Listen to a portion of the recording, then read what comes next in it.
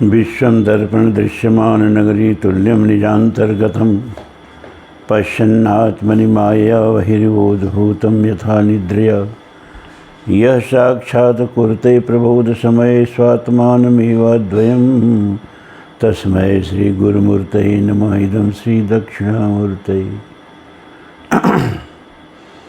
धर्म प्राण सत्संग प्रेमी सज्जनों, इस समय आज शंकराचार्य विरचित विवेक चूड़ामणि का हम लोग अनुशीलन कर रहे हैं। अब ये जो आज का प्रकरण है ना, अधिकारी निरूपण, मतलब ये कि कबीर ने जो कहा ना कि गुरु बेचारा का करे जब सिपही माही खोट। बढ़िया से बढ़िया गुरु हो, शिष्य में पात्रता नहीं है तो गुरु कुछ नहीं कर सकता। तुलसी ने भी लिखा फूलें फले, वो कैसे लिखा, काटे पे कदली फले कोट जतन को सींच विनय मान नहीं, ये नहीं, वो मूरख हृदय न चेत जो गुरु मिले बिरंच शम, फूलें फलें न वेद जदब जलद वर्षहि सुधा। मूर्ख हृदय न चेत, यानी ब्रह्मा भी गुरु बन जाएं लेकिन शिष्य में पात्रता नहीं है तो गुरु कुछ नहीं कर सकता। इसलिए इस गफलत में मत रहिए आप लोग कि गुरु पार लगा देंगे, हमारे गुरु की महिमा गा के रख देते हैं सब हैं। कबीर ने साफ साफ कहा, अरे गुरु बेचारा का करे जब सिपही माही खोट। तो शिष्यत्व बहुत जरूरी है। उसर बरसई तृण नहीं जामा, कितना हो खाद पानी डालिए, कितना हो बारिश हो, उस स्थल में घास नहीं जमती है। इसी तरह अगर शिष्य योग्य नहीं है तो कितना हो बढ़िया उपदेश दीजिए, उपदेश कोई फायदा नहीं करता है। तो शिष्य में क्या पात्रता होनी चाहिए, ये विवेक चूड़ामणि में शंकराचार्य जी महाराज बता रहे हैं। साधन यत्र चत्वारि कथितान् मनीषिभिः एषु सत्यमेव सत्यनिष्ठा यद भावे न सिद्धयति। साधन चत्वारि, ये बड़ा महत्वपूर्ण है। 4 साधनों में शिष्य को दक्ष होना चाहिए। मनुष्यों ने जिज्ञासा करके जिज्ञासा के 4 साधन बताए हैं। ये नहीं वो जाके बैठ गए गुरु का उपदेश लेने, गुरु ने ब्रह्म ज्ञान का उपदेश दे दिया। ये ऐसे ही है जैसे कक्षा ये नर्सरी में भी गया बच्चा प्रवेश करने, और उसको गुरु जो है सांख्यिकी पढ़ा रहे हैं, ट्रिग्नोमेट्री पढ़ा रहे हैं, उसको फिजिक्स पढ़ा रहे हैं। ऐसे ही है, पात्रता नहीं है, उपदेश दिए जा रहे हैं। तो 4 साधन बताए हैं, उनके होने से ही सत्य स्वरूप आत्मा में स्थिति हो सकती है, इसके बिना नहीं। बात साफ साफ, इसको एकदम गांठ बांध लीजिए लोग। वो 4 साधन क्या है? तो आदौ नित्यानित्य वस्तु विवेको परिगण्यते यह मूत्रफल भोग विराग तदनंतरन। शुरू में नित्य वस्तु का विवेक होना चाहिए। क्या नित्य है, क्या अनित्य है। कभी आपने विचार किया? आपके चारों तरफ की घर गृहस्थी, आपके चारों तरफ के कुटुंब, आपके चारों तरफ के समाज, और फिर आपके चारों तरफ का देश काल, इसमें कौन सी ऐसी चीज़ है जो अस्थाई है, जो प्रतिपल विशीर्ण नहीं हो रही है, प्रतिपल नष्ट नहीं हो रही है। संसार की परिभाषा ही है संसृणते इति स संसार, जो प्रतिपल सरक रहा है, अभी जैसा है अभी वैसा नहीं है। आप आए हो, सत्संग में बैठे हो, और जब जाओगे तो आप वही नहीं जाओगे जो आप आके बैठे थे। इस बीच में बहुत बदल गए आप। ये बदलाव इतना सूक्ष्म होता है और हमारी देखने की दृष्टि इतनी स्थूल होती है कि जब बदलाव कुछ साल में होता है तो हम उसको नोट कर पाते हैं। जैसे कोई आदमी आज आपसे मिला, फिर 12 साल बाद मिले, तब आप बोलते हैं कि अरे आप में तो बड़ा फिजिकल चेंजेज आ गए हैं। वो फिजिकल चेंजेज एक दिन में नहीं आ गए हैं, प्रतिपल हो रहे हैं। सीढ़ते इति स शरीर अशीर्णते इति स संसार। जो प्रतिपल शीर्ण हो रहा है, सड़ रहा है, सरक रहा है, उसी को शरीर कहते हैं, उसी को संसार कहते हैं। तो नित्य और अनित्य, इस वस्तु का विवेक कर लीजिए कि मकान बनवाएं खूब मजबूत, मकान रहेगा जिंदगी भर। कबीरा कहाँ गर्विये ऊंचे देखिए आवास, काल परे भूई लोटना ऊपर जामे घास। घर ते ले बाहर कर देनी, छूट गई सब महल अटरिया, हमका ओढ़ावे चादरिया, चलती बेरिया। कबीर। अरे भैया छू के देखो, ये शरीर को छू के देखो, ये शरीर बचपन का कहाँ गया, किशोरावस्था का शरीर कहाँ गया, सब काल में समा गया, पानी में घुल के बह गया, दोने में धरे किसी दीप की तरह, हम वक्त की नदी में बह रहे उधर, शोक लहर हमको लिए जा रही जिधर।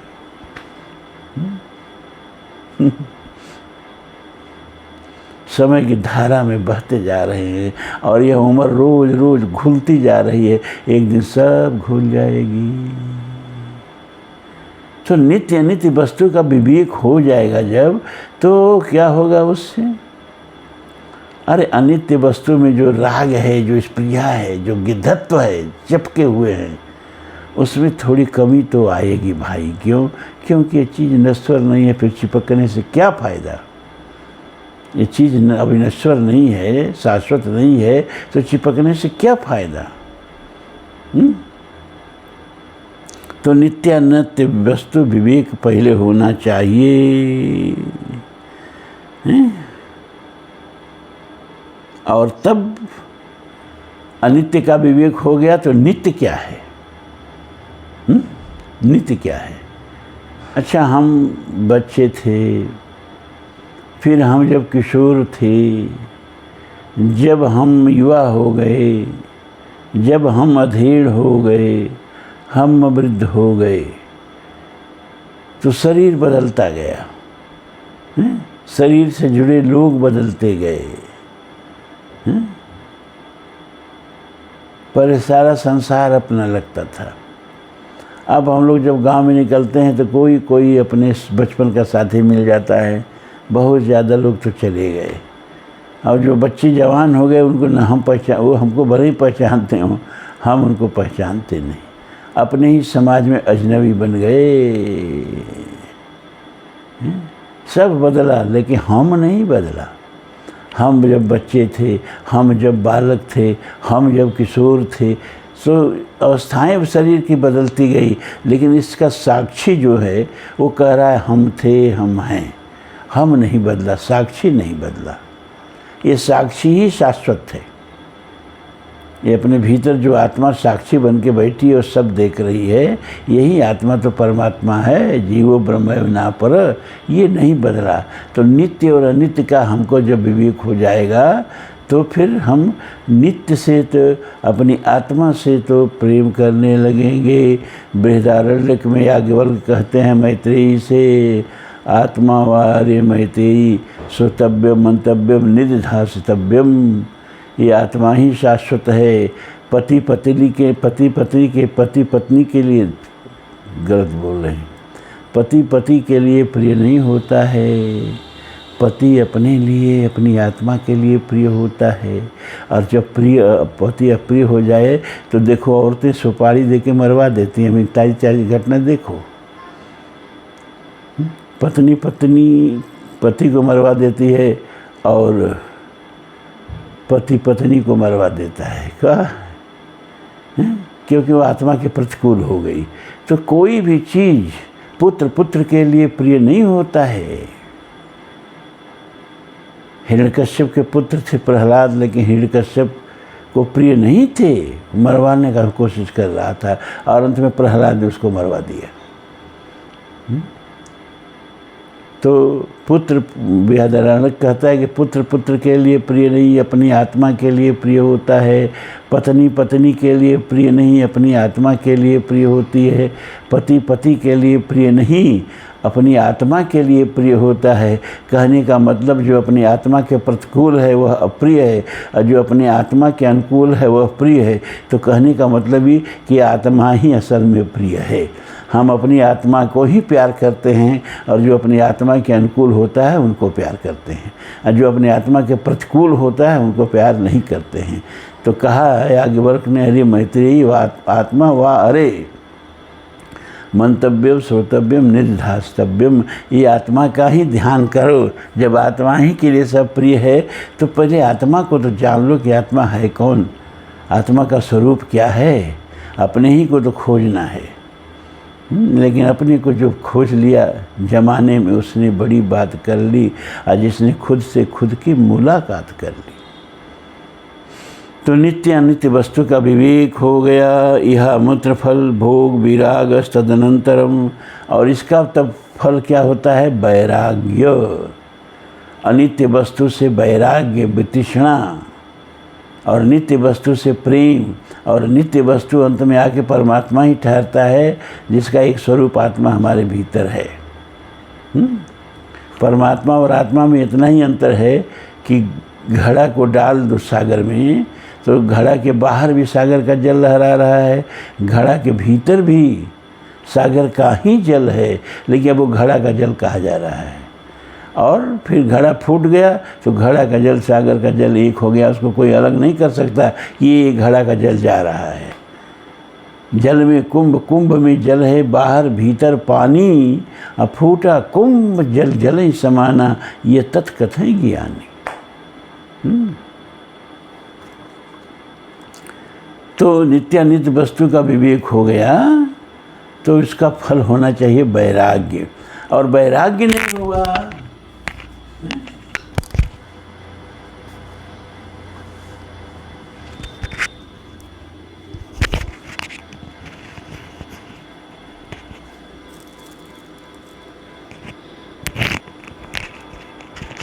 वैराग्य नहीं हुआ तो सब ज्ञान व्यर्थ है। वैराग्य नहीं हुआ मन न रंगाए रंगाए जोगी कपड़ा, वैराग्य नहीं हुआ सन्यास व्यर्थ है। देखिए सन्यास में बैठे हुए लोगों के अंदर कितना वैराग्य है, वो तो सामने ही है ना। तुलसी ने बड़ी सुंदर एक पंक्ति लिखी, सब नृप भय जोग उपहासी, जैसे बिन विराग सन्यासी। बहुधाम सवारहि धाम यति, विषया हर लीन न रही विरति। तपसी धनवंत दरिद्र गृही, कल कौतुक तात न जात कही। तो नित्यानित्य वस्तु का विवेक हो गया तो उसका परिणाम होना चाहिए कि विराग जीवन में आ गया। और फिर समाधि खट संपत्तिर मोक्षत्व मिति अस्फुटम, जीवा नहीं साथ दे रही है भैया। अब बुढ़ापा इसी को कहते हैं। अभी कोई उम्र भी ज़्यादा नहीं हुई, अभी 1 सितंबर को 74 पूरा होगा, 75वां शुरू होगा। उम्र भी ज़्यादा नहीं, लेकिन शरीर जवाब दे रहा है। कोई बात नहीं है, जब तक शक्ति है चलेंगे। तो नित्यानित्य वस्तु विवेक हो गया, वैराग्य हो गया। अब इसके बाद खाली ये दो से काम नहीं चलेगा। नित्यानित्य वस्तु विवेक से और वैराग्य से ही काम नहीं चलेगा। अब खट संपत्ति, 6 संपत्ति जीवन में आनी चाहिए। संपत्ति का मतलब खेत बाड़ी नहीं, धन दौलत नहीं, घोड़ा गाड़ी नहीं। ये 6 संपत्तियाँ शांतो दानता उपरत स्थितिक्षु श्रद्धा वीतो समाहितो भूत्वा आत्मन्यवात्मानं पश्येम। बृहदारण्यक में मंत्र है, इसी मंत्र पर 6 संपत्ति विद्वानों ने खड़ा की, शंकराचार्य ने भी खड़ा की। शांतो से सम, वो आगे बताएंगे। तो खट संपत्ति आनी चाहिए, और इसके बाद सब आ गया तो भी काम नहीं चलेगा। क्या? मुक्त होने की इच्छा। शराबी नावदान में लेटा है। जब तक उसको नावदान से बाहर आने की इच्छा नहीं होगी, आप निकालने जाओगे आपको भी उसी में खींच देगा, और नहीं तो आप जब चले जाओगे फिर उसी में लेट जाएगा। जब तक खुद उसको नावदान से वितृष्णा नहीं, घृणा नहीं होगी, वो नावदान में लेटता रहेगा। इसी तरह से कितना बढ़िया गुरु मिल जाए, कुछ हो जाए, आपको अगर संसार में गिरधत्व नहीं मिटा, गिद्ध की तरह चिपके हुए चोच डुबा डुबा के विषय रस का पान कर रहे हो, जिससे लग रहा है कि ज़िंदगी में नहीं रहोगे, और ज़िंदगियाँ रहेगी और विषय पान करने के लायक नहीं रह जाओगे। इंद्रिय सब शिथिल हो जाएंगी, अब विषय तो एकदम नृत्य करते ही रहेंगे, और ये इंद्रियां देख देख के इसको सिहाती रहेंगी, शक्ति ही नहीं रहेगी विषय भोग करने की। तो फिर वहीं वलशाला में जो हरबंस राय बच्चन ने लिखा कि साकी मेरी ओर न देखो अब मुझको तनिक मलाल नहीं, साकी मेरी ओर न देखो मुझको तनिक मलाल नहीं, अरे इतना ही क्या कम आँखों से देख रहा हूँ मधुशाला। यहाँ साकी माने विषय है, और वलशाला माने विषयों का भंडार है, और अब मेरे माने बुढ़ापा। अब बुढ़ापा में दूसरे को विषय भोग करते देख के ही आनंद आता है, अपने पास तो शक्ति रही नहीं। तो मुक्त होने की इच्छा, इस विषय भोग के दलदल से निकलने की इच्छा, ये 4 साधन हो गए। पहला नित्यानित्य वस्तु विवेक, दूसरा वैराग्य, तीसरा खट संपत्ति, और चौथा इस सब विषय दलदल से मुक्त होने की इच्छा। अब एक एक की व्याख्या नीचे होगी। नित्यानित्य वस्तु विवेक किसे कहते हैं, पहले इसको जानो। ब्रह्म सत्यम जगन मिथ्यत्वेवं रूपो विनिश्चयः सो अयम नित्यानित्य वस्तु विवेक समुदाहृत। ब्रह्म ही सत्य है, अभी विश्लेषण किया ना हमने। अन्वय व्यतिरेकाभ्याम यत्सात् सर्वत्र सर्वदा। अन्वय और व्यतिरेक के माध्यम से आप नित्य और अनित्य वस्तु को, अनित्य वस्तु से नित्य वस्तु को अलग कर सकते हो। भागवत चतुश्लोकी में नित्य अनित्य ये अन्वय व्यतिरेक कैसे किया जाता है, इसको हम समझाए थे। ये नश्वर है, ये नश्वर है, ये मूर्ख आदमी भी बता देगा कि क्या क्या नश्वर है। गीता में बता दिया, जातस्य ही ध्रुव मृत्यु जन्मम ध्रुवम मृतस्य च। जो पैदा है वो मरेगा। ये पृथ्वी पैदा है ना, विज्ञान के हिसाब से 4.5 करोड़ 4.5 अरब वर्ष हो गया इस पृथ्वी को, और सूरज को भी लगभग इतना ही हो गया। ये दोनों मरने वाले हैं। कैसे मरेंगे हम एक बार का समझा चुके हैं आप लोगों को। पता नहीं विज्ञान में रुचि रहती है आप लोगों की, नहीं रहती। हम लोग कथा भी वही करते हैं, पुराणों का आख्यान भी वही बताते हैं जो विज्ञान से सही होता है, और जो कल्पनाओं का डिंग मारा गया है उसको हम लोग नहीं कहते, सुनते नहीं, उस पर इंटरेस्ट है इनको। ये सब जान लीजिए। आज भी पाकिस्तान में पढ़ाया जाता है कि धरती चपटी है। आज भी पाकिस्तान में मदरसों में पढ़ाया जाता है कि सूरज धरती के चारों ओर घूमता है। तो क्या धर्म के नाम पर हम ये सत्य पी लेंगे, स्वीकार कर लेंगे? विज्ञान का युग है, और वैज्ञानिक दृष्टिकोण पर जो सही होगा वही हम स्वीकार करेंगे, और आपको भी करना चाहिए। अब ये शेषनाग के फंड पर पृथ्वी कहीं नहीं टिकी हुई है। ये सौरभ शुक्ला जो अंतरिक्ष में गया है, ये 24 घंटा में 16 बार पृथ्वी का चक्कर लगा ले रहा है। एक बार 2 बार नहीं, हर 40 मिनट पर पृथ्वी में, अंतरिक्ष में सूर्योदय होता है और सूर्यास्त। 40 मिनट का दिन होता है, 40 मिनट में सूर्य उगता है और डूब जाता है। कहीं न शेषनाग दिखाई दिए, न कहीं कछुआ दिखाई दिया, न कहीं दिशाओं के हाथी दिखाई दिए। तो पुराणों में लिख दिया गया, इसलिए हम आँख मूंद के उसको पी जाएंगे। अरे विज्ञान का युग है, हम उस कल्पना के लोग से बहुत आगे आ गए हैं, बहुत कुछ जानते हैं और कुछ नहीं जानते हैं। इस अनंत ब्रह्मांड में यह ज्ञान नहीं के बराबर है, लेकिन फिर भी अंधविश्वास से तो बढ़िया है कि सही यथार्थ जानो। तो जातस्य ही ध्रुव मृत्यु, जो जन्मा है मरेगा। पृथ्वी जन्मी है मरेगी, सूरज जन्मा है मरेगा, सौरमंडल जन्मा है मरेगा, आकाश गंगा अपनी जन्मी है मरेगी, अनंत अनंत आकाश गंगाएं जन्मी है मरेगी, पूरा ब्रह्मांड जन्मा है मरेगा, ये अनित्य हो गया। लेकिन इसका साक्षी जो चेतन है वो नहीं मरता है, यही अन्वय व्यतिरेक है। जो नहीं मिटे, अजो है, नित्य है, शाश्वत है, पुराण है, न जायते मृत्य व कदाचित नायम भूत्वा भविता वान भूय अजो नित्य शाश्वतोयम पुराणो न हन्यते हन्यमाने शरीरे। तो नित्य नित्य विवेक, ब्रह्म सत्यम, ये ब्रह्म ही सत्य है। ब्रह्म कोई हमारा बेटा नहीं कि उसका हमने नाम रख दिया तो ब्रह्म ही हो गया। ये सब बातें आप समझा करिए। ब्रह्म हमारा पिता है, हम पिता को अपनी सुविधा के अनुसार पुकार सकते हैं, पिता का नामकरण नहीं कर सकते हैं। पहले जैसे हम लोग अपने पिता को बाबूजी कहते थे, ये भी भ्रंश ही है। ये सब मुसलमानों के संस्कृत से आया था, फारसी के संस्कृत से आया था, उर्दू के संस्कृत से आया था। बाबू कहना कोई हिंदी संबोधन थोड़े है, लेकिन कहते थे बाबूजी बाबूजी। हम लोगों के बच्चे आए तो पापा जी, उनके बच्चे आए तो डैड। देखो, तो पुत्र को ये अधिकार है कि अपनी सुविधा, अपनी भाषा, अपने संस्कार के अनुसार पिता को पुकारे, लेकिन पिता का नामकरण करने का अधिकार नहीं है। तो जो जगत पिता है उसको अपनी सुविधा से कोई ईश्वर कह के पुकारता है, कोई अल्लाह करके पुकारता है, कोई गाड करके पुकारता है, कोई रब कह के पुकारता है। पुकारने दो, सब नाम सही है। क्यों? अपनी सुविधा और संस्कार के अनुसार उसी एक पिता को पुकारता है। लेकिन उसका नाम न ब्रह्म हो गया, न ईश्वर हो गया, न राम हो गया, न कृष्ण हो गया। ये सब आप अपनी सुविधा के अनुसार पुकारते हैं, पुकारिए। तो ब्रह्म यहाँ कहा जाए तो इसको एक सुविधा अपनी समझिए कि हमने उसको ब्रह्म कहा। उसका नाम ब्रह्म ही हो ये जरूरी नहीं है।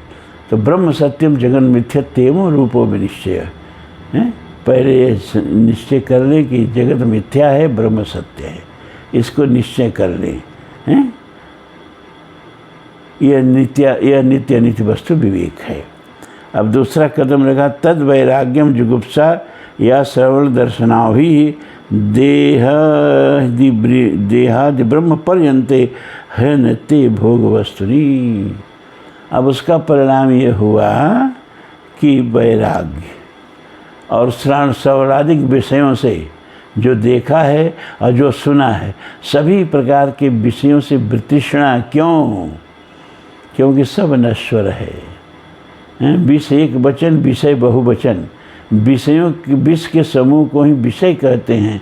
तो भला विष, बहुत विष एक जगह रखे हो तो उससे हम दूर भागेंगे कि उसमें धंसेंगे? तो विषयों से वितृष्णा, ये वैराग्य। देहाद ब्रह्म पर्यन्ते, ब्रह्मलोक से लेके, देह से लेके ब्रह्मलोक तक जितने भी सुखों भोग का पुराणों में वर्णन है, आप भी कोई कम नहीं हैं। मुसलमान जन्नत में हूर की कल्पना करते हैं, है ना, उसके रूप सौंदर्य की कल्पना। क्यों? विचार अंत में तो भोग में ही है। और आप अप्सराओं की कल्पना करते हैं, आप भी बहुत उत्तम नहीं हैं। आपको भी भोग चाहिए स्वर्ग के नाम पर, जहाँ अप्सराएँ हों जो सबकी पत्नी हो, किसी की पत्नी नहीं हो, हैं, सुरा हो, नंदन कानन हो, क्या क्या क्या क्या बकवास। इसीलिए गीता में स्वर्ग आदि की खूब निंदा किया भगवान ने, जम के किया।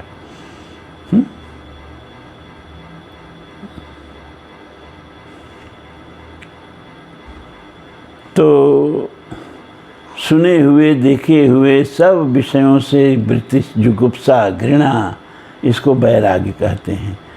कभी पतंजलि ने यहाँ कहा कि स्वांग जुगुप्सा परेर संगे।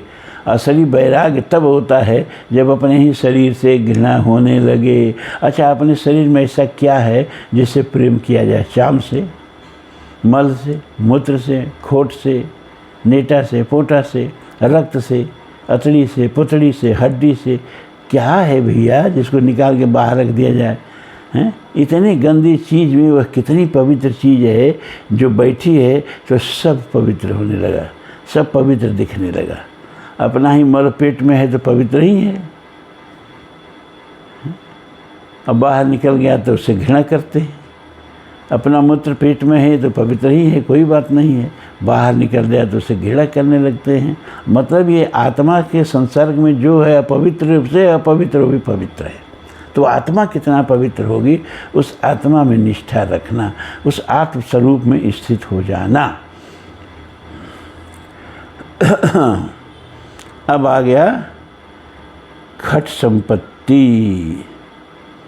वीरज्य विषया भ्रात हेषा दृष्टया मुहुर्मुहुर् स्वलक्ष्ये नियतावस्था मनसा सम उच्यते। हमने कहा ना कि बृहदारण्य के एक मंत्र पर खट संपत्ति खड़ी हो गई। सम दम उपरति तितिक्षा श्रद्धा और समाधान। तो सम क्या है पहले बता रहे हैं कि बार बार दोष दृष्टि करने से विषय समूह से विरक्त होकर चित्त का अपने लक्ष्य में स्थिर हो जाना सम है। विषयों की तरफ दौड़ने की अपेक्षा विषयों से घृणा हो जाए और अपना लक्ष्य है परमात्मा की प्राप्ति, जब मन उधर दौड़ने लगे तो सम की स्थिति आ जाती है। अब दम क्या है भैया? विषेभ्य परावर्त्य अस्थापनम स्वर्गोल्के उभयाम इंद्रियाणाम स दमः परिकीर्तितः वाह्यानालंबनम वृत्तिरेशो परित्युक्तमा। कर्मेंद्रिय और ज्ञानेंद्रिय दोनों को उनके विषयों से खींचकर, इसे योग में प्रत्याहार कहते हैं, अपने अपने गोलकों में स्थित कर देना दम कहलाता है। वृत्ति का बाह्य विषयों का आश्रय न लेना, यही उत्तम उपरति है। बहुत गंभीर बात बहुत संक्षेप में कह दी गई। इसी को योग में, अष्टांग योग में उपरति कहते हैं। विषयों में जैसे खेत में पशु चरता है, शाम को उसको हाँक के ले आके क्या करते हैं, खूंटे में बांध देते हैं। इसी तरह ये इंद्रियां पशु ही हैं और विषयों में खूब चर रही हैं। उनको विषयों से हाँक के इनके अपने अपने गोलकों में, अपने अपने खूंटों में बांध देना, नियंत्रित करना। क्या देखें क्या न देखें निश्चय करना, क्या सुने क्या न सुने निश्चय करना, क्या बोले क्या न बोले निश्चय करना, कहाँ जाए कहाँ नहीं जाए निश्चय करना, क्या हाथ से करे क्या नहीं करे ये निश्चय करना। सब कुछ युक्त हो, इंद्रियां मनमाना ना हो, देखना हो इंद्रियों के न घोड़े भगे, रात दिन इन पर संयम के कोड़े लगे। इसको कहते हैं दम। दो हो गया समदम। अब उपरति क्या है भैया? सहनम सर्व दुखानाम अप्रीतकार पूर्वकम चिंता विलाप रहितम सा तितिक्षा निगद्यते। चिंता और शोक से रहित होकर बिना कोई प्रतिकार किए सब प्रकार के कष्टों को सहना तितिक्षा है, हैं?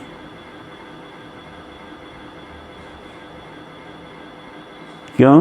गीता में भगवान ने कहा मात्रा स्पर्शास्त्र कौन्तेय शीतोष्ण सुख दुखदा आगमा पाइनो नित्य ताम तितिक्षस्व भारत। जीवन है ना तो सुख भी आएगा दुख भी आएगा। बड़े बड़े अवतारी पुरुष आए, उनके ऊपर दुखों का पहाड़ टूटा, देखा कि नहीं देखा है आपने? उसके अपेक्षा आप उतना दुख नहीं पाते हैं। तो जीवन है तो दुख भी आएगा सुख भी आएगा, संयोग भी होगा वियोग भी होगा, रोग भी होगा निरोग भी होगा, हानि भी होगा लाभ भी होगा, सम्मान भी मिलेगा अपमान भी मिलेगा। सबको मिलता है, आपको भी मिला होगा और मिलेगा। इसमें सुखे दुखे समय कृत्वा लाभा लाभो जया जयो, सब में सम रहना, समत्वम योग उच्यते। सम रहना, सुख में दुख में हर्ष में विषाद में, हैं? तो उसे लिखा कि काल कर्म बस होई गोसाही बरबस रास दिवस की नाई। ये सब मौसम की तरह से जीवन में आता जाता रहता है। तो जड़ हर सही सुख दुख बिलखाई, दोसम धीर धरे मन माही, इसको कहते हैं उपरति। अब तितिक्षा क्या है? सर्वदा अस्थापनम बुद्धे शुद्धे ब्रह्मणि सर्वथा तत्समाधानम युक्तम न तो चित्तस्य लालनम।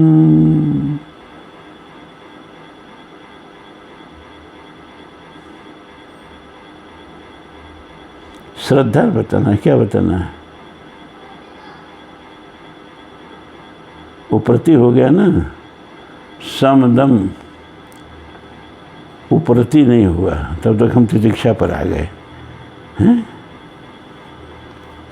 उपरति में बता रहे हैं कि विषयभ्य परावर्त्य अस्थापनम स्वस्व गोल के उभयेषाण इंद्रियाणाम सदम प्रकृतितः बाह्यानालंबनम वृत्तेर पोषे उपरितमा, यानी वृत्ति का बाह्य विषयों का आश्रय नहीं लेना, यही उपरति है।